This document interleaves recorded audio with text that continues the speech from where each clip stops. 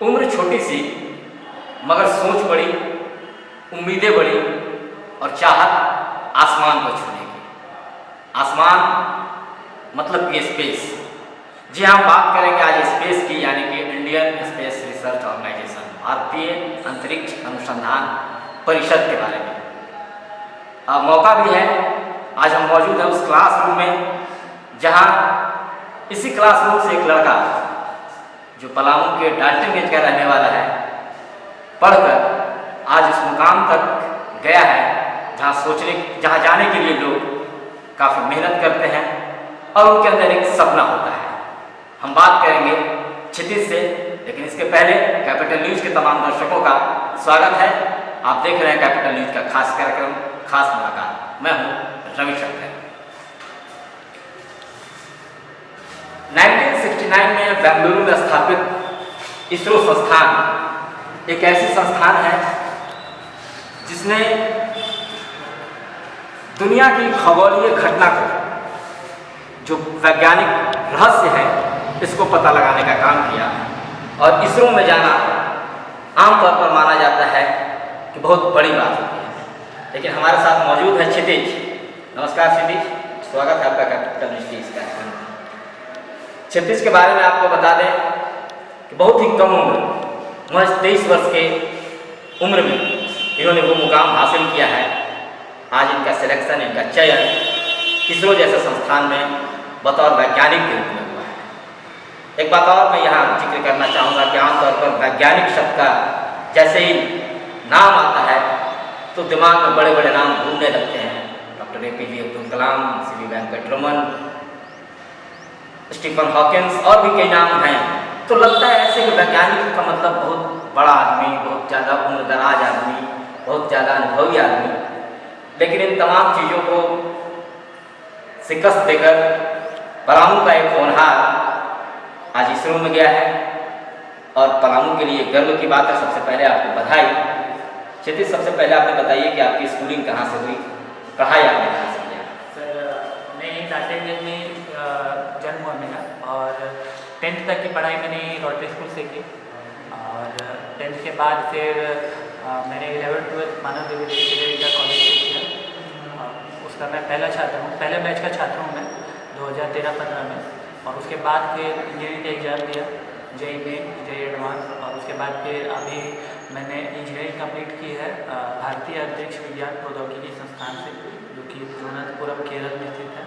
और अभी मेरा ग्रेजुएशन बीटेक वहाँ से कंप्लीट हो गया है एरोस्पेस इंजीनियरिंग में। और अभी मैं ह्यूमन स्पेस फ्लाइट सेंटर, एक ISRO का सेंटर है बेंगलुरु में, तो वहाँ पे अभी एज ए साइंटिस्ट के पोस्ट पे ज्वाइन करने वाला हूँ। तो 2013-15 बैच की ये स्टूडेंट है।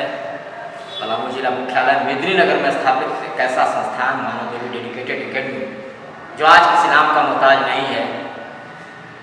आज डेडिकेटेड एकेडमी से निकले कई छात्र अलग अलग क्षेत्र में बेहतर कर रहे हैं और हम आपको उन सभी से भी रूबरू कराएंगे।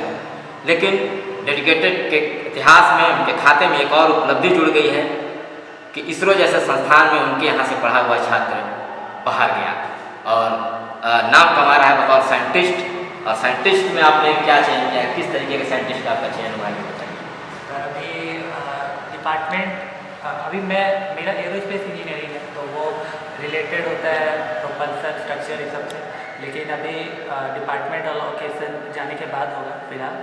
तो आशा कर रहे हैं कि प्रोपल्सन में हो जाए। मेरा इंटरेस्टिंग सब्जेक्ट है, उसी में हमको इंटरेस्ट आता है, तो उसी में एक्सपेक्ट कर रहे हैं कि हमको मिले वो डिपार्टमेंट।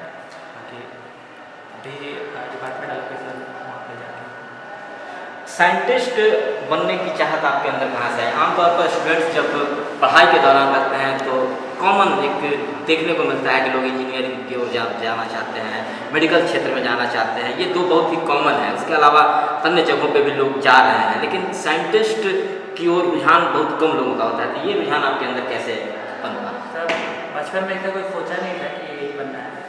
बचपन में बहुत छोटा सा ड्रीम था। 10th का एग्ज़ाम दिए थे तो पॉलिटेक्निक का एग्ज़ाम दिए थे 10th के बाद, और वहीं पे एडमिशन लेना था। सब चीज़ कंप्लीट हो गया था। फिर यहाँ आए डेडिकेटेड एकेडमी में, तो बिना सर से ही पढ़े थे। सर को बताने आए थे कि सर एडमिशन लेने जा रहे हैं और सब चीज़ प्रोसेस कंप्लीट हो गया है। तो सर पहले भी मना कर रहे थे, सर आखिर टाइम में ही बोले कि मेरा बेटा उधर में नहीं जाने देता इस टाइप से तो वो बात कहीं ना कहीं लगी और फिर पापा ने बोले कि नहीं अब हो गया है तो वो दिन उसको छोड़ देते, फिर छोड़े उसको।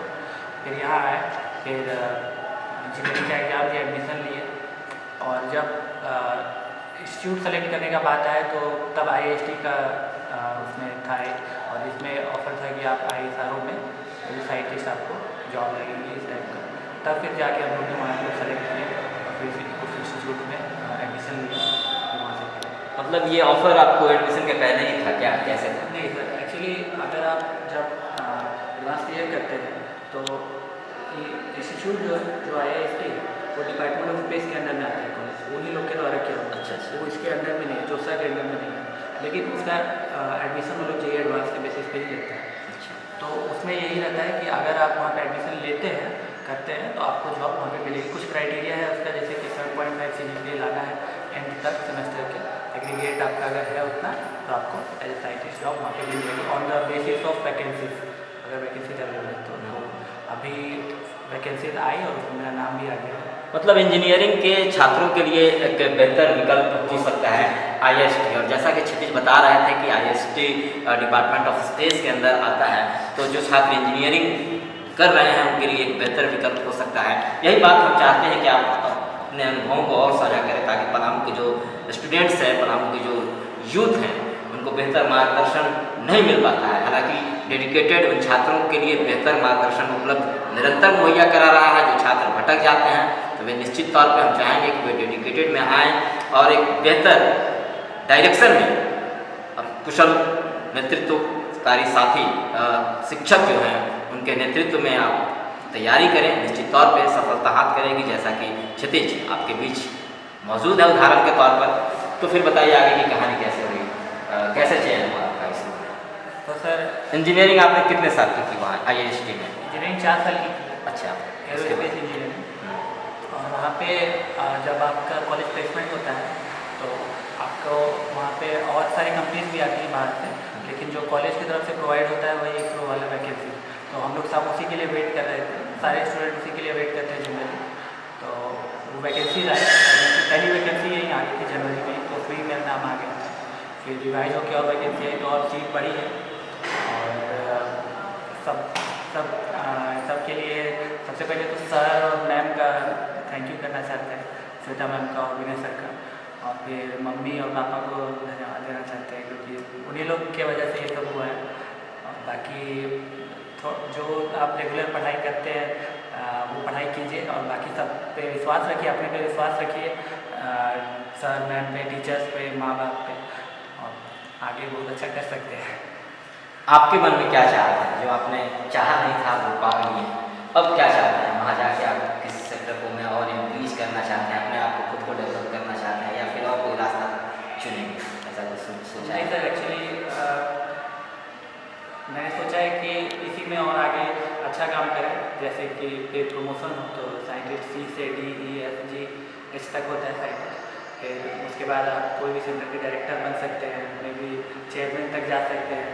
तो फिलहाल तो उसी के लिए सोच रहे हैं कि अच्छा काम करें, प्रमोशन मिले और आगे बढ़े, और उसी को सोचते हुए काम करेंगे।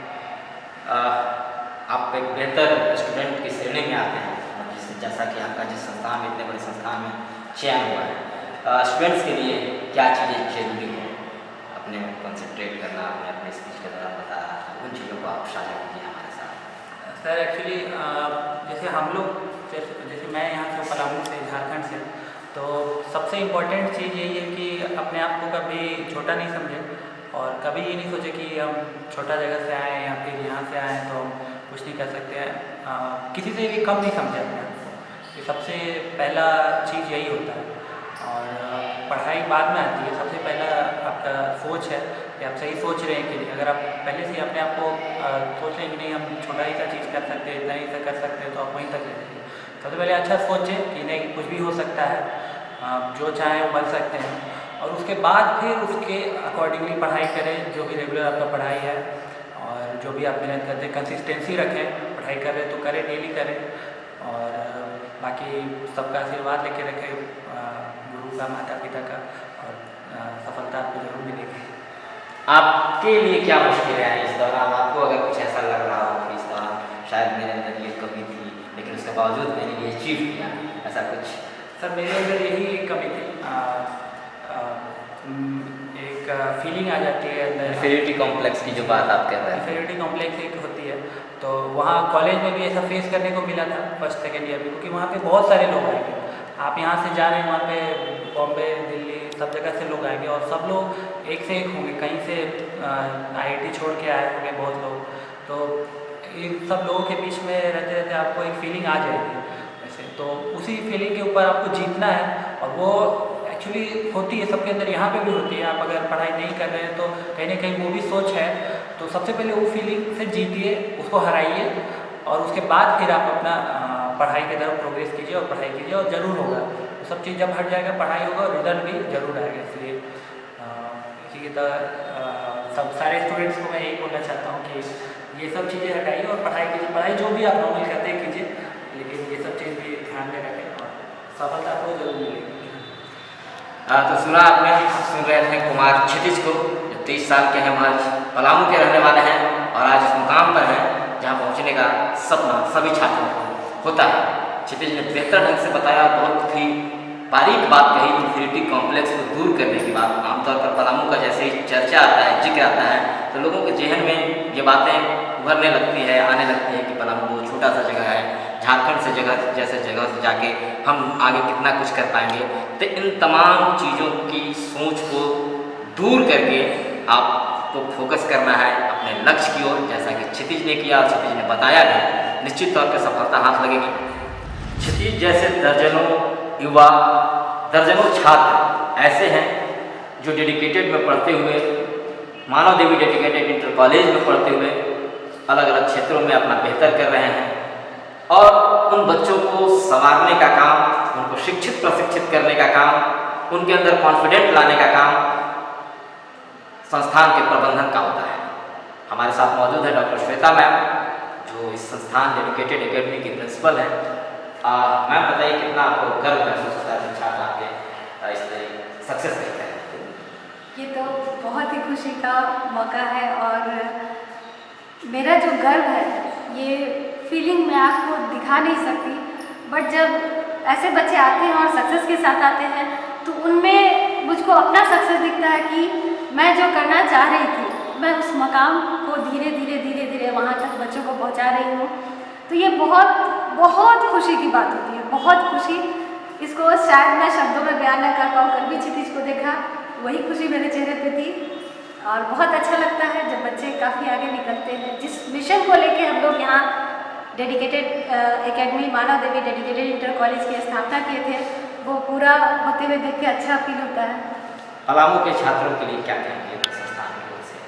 पलामू के छात्रों के लिए मैं सबसे पहले ये कहना चाहूँगी कि आप अपने अंदर सोच डेवलप करो। यहाँ सोच जो है वो डेवलप नहीं हो पाता है। बच्चे 10th करते हैं, आगे पता नहीं होता है क्या करना है, 11th 12th करते हैं, आगे पता नहीं होता क्या करना है। अगर मैं क्षितिज की ही बात लूँ तो क्षितिज बहुत अच्छा स्टूडेंट रहा है और ये 10th के बाद शायद पॉलिटेक्निक में एडमिशन ले लेता, बट सर ने बोला कि क्षितिज छोड़ दो और क्षितिज ने छोड़ दिया। तो ये सोच ये डेवलप करना होगा कि मुझे आखिर करना क्या है, मेरे अंदर क्या टैलेंट है। अभी भी बहुत अच्छे टैलेंटेड छात्र इस बार भी पॉलिटेक्निक में एडमिशन ले लिए, वो बात नहीं सुने और जाके ले लिए। वो सडनली वहाँ बहुत अच्छा करेंगे लेकिन वो कहीं और के लिए बने थे। तो क्षितिज में सबसे बड़ी बात है कि सर ने बोला छोड़ दो, छोड़ दिया। सर को पता था कि इनका टैलेंट क्या है, ये कहाँ तक जाएंगे। तो छात्रों के लिए एकमात्र संदेश है कि अपने सोच को डेवलप करो। अगर नहीं होता है तो आके पूछो, मिलो, समझो कि तुम किसके लिए बने हो, किस चीज़ के लिए बने हो। छात्र के अंदर बहुत टैलेंट है, पलामू में बहुत अच्छे अच्छे छात्र हैं, बहुत बेहतरीन टैलेंट है, उनको तराशने की, निखारने की जरूरत है। बिल्कुल सही कहा मैम ने। पलामू में प्रतिभा की कोई कमी नहीं है, चाहे बात किसी भी क्षेत्र की करें, कला, साहित्य, संस्कृति या फिर कैरियर की बात करें। पलामू के कई छात्र हैं जो बड़े संस्थान में बड़े पद पर सुशोभित कर रहे हैं और पलामू का मान बढ़ा रहे हैं।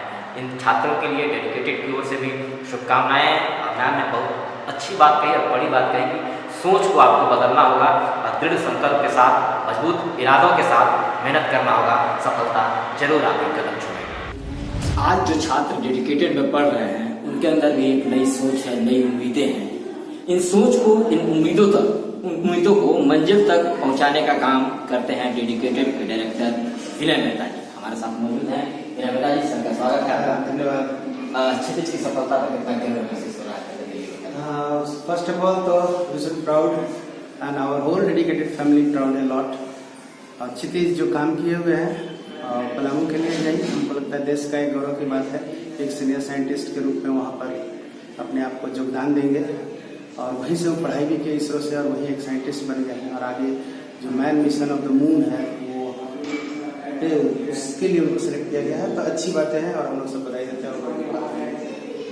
क्षितिज जैसे दर्जनों छात्र ऐसे हैं जो डेडिकेटेड से निकलकर देश और दुनिया के प्रतिष्ठित संस्थानों में न सिर्फ डेडिकेटेड का नाम रोशन कर रहे हैं, न सिर्फ पलामू का नाम रोशन कर रहे हैं, बल्कि पूरे देश का नाम एक तरीके से कहें तो रोशन कर रहे हैं। तो डेडिकेटेड पलामू जिला की एक ऐसी संस्थान है, एक आमतौर पर जब पलामू का जिक्र आता है तो आप भी जानते हैं कि जेहन में कई तरह की बातें उभरने लगती है और उन बाधाओं को दूर करना, बच्चों के अंदर कॉन्फिडेंस पैदा करना और उन्हें उस लायक बनाना कि वो उस मुकाम तक पहुंचे। तो सर विनय मेहता जी, आप बताएं कि क्या कुछ खास डेडिकेटेड कैसे ये सब कर पा रहे हैं? क्या आपका ड्रीम? ड्रीम अगर बात कहें तो ये मेरा ड्रीम ये है कि जो विद्यार्थी का, जो यहाँ के लोगों का ड्रीम जो बाहर जाके भी पूरा नहीं हो रहा है, उस ड्रीम को पहले तो भरपाई करना और फुलफिल करना, ये पहला ड्रीम है।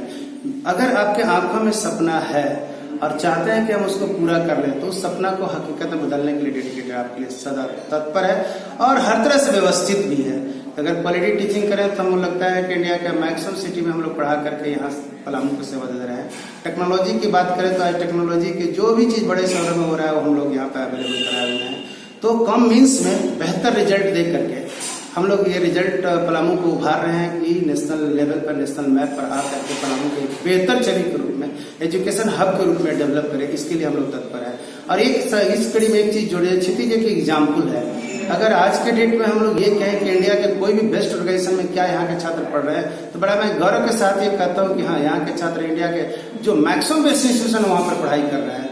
और ये मैं इसके साथ ही इसी कड़ी में जोड़ूं कि यूएसए में जो बड़े बड़े इंडस्ट्रीज और बड़े बड़े सिलिकॉन वैली जिसको कहते हैं, वहाँ पर मेरे लिस्ट में दर्जनों छात्र हैं जो यहाँ से कभी बेंच पे बैठे आज यूएसए में जा करके बड़ी रिसर्च स्कॉलर के रूप में, बड़े बड़े इंडस्ट्रीज के रूप में सब लोग वहाँ पे काम कर रहे हैं। तो ये हम लोग के लिए अचीवमेंट है और ये पलामू जैसे नकारात्मक छवि को सकारात्मक में बदलने में एक अहम भूमिका निभा रहे हैं। ये हमारे लिए गर्व की बात और प्राउड मोमेंट हमेशा होता है। Thank you. अच्छी बात कही इन्होंने कि पलामू की जो नकारात्मक छवि एक जमाने में थी वो धीरे धीरे बदल रहा है, एजुकेशन हब के रूप में विकसित हो रहा है और ऐसे में डेडिकेटेड जैसे संस्थान महत्वपूर्ण भूमिका निभा रही हैं।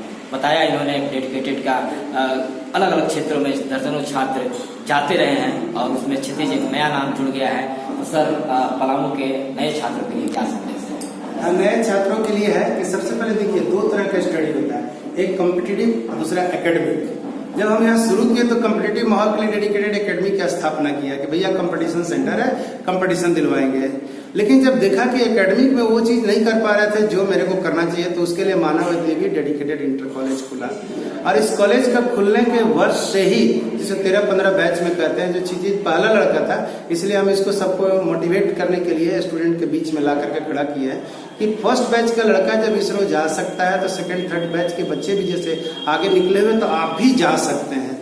तो ये एक बदलाव का एक नजरिया जो है, ये एकेडमिक और कॉम्पिटिटिव दोनों को हम बेहतर माहौल देने का यहाँ पर प्रयास कर रहे हैं। एक कॉलेज भी है कि एक रोल मॉडल के रूप में कॉलेज यहाँ डेवलप कर रहे हैं कि इस कॉलेज में बच्चे पढ़े तो जो सपना है, अगर आपको आर्ट के फील्ड में जाना है तो आर्ट के फील्ड में जाइए, साइंस के फील्ड में जाना है तो साइंस के फील्ड में जाइए, कॉमर्स के फील्ड में जाना है तो कॉमर्स के फील्ड में जाइए। इसलिए कॉलेज में ये तीनों ब्रांच हमने ले रखा है कि साइंस का हम है, लेकिन ऐसा है कि आर्ट में भी इक्वली गुड कैरियर है। तो मैं चाहता हूं कि कोई पत्रकारिता कहे, कोई फिल्मी दुनिया में जाए या कोई स्पोर्ट्स में जाए या कोई साइंटिस्ट बने या कोई बड़ा ऑफिसर IAS IPS बने।